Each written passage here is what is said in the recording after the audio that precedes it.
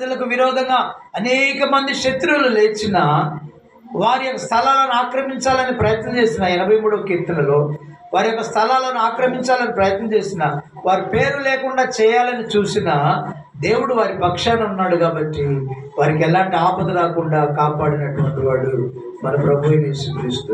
అలానే మన జీవితంలో కూడా క్రీస్తునందు పిల్లరా, ఎలాంటి శత్రువులు నీకు మనకు విరోధంగా లేచినా, విరోధంగా ఏ ఆయుధం వర్ధిల్ల చేయదు కదా. భౌతిక సంబంధమైన మనుషులే కాదు కదా, మన శత్రువులు ఎవరంట? సాతానుడు మన మీద అగ్ని బాణాలు వేస్తూ ఉంటాడు. వాడిని ఎదిరించాలంటే మనం కదా దేవుడిచ్చే సర్వాంగ కవచం ధరించుకోవాలి, దేవుడిచ్చే తేజ సంబంధమైన ఉద్దోపకరణ ధరించుకోవాలి. దేవుడి ఆహారాన్ని, ఆత్మను జీవింపజేసే ఆహారాన్ని, ఆత్మ సంబంధమైన పానీయాన్ని సంపాదించుకున్నప్పుడు మనము ఈ ఆహారానికి పానీయానికి అవి సాదృశ్యం అన్నమాట.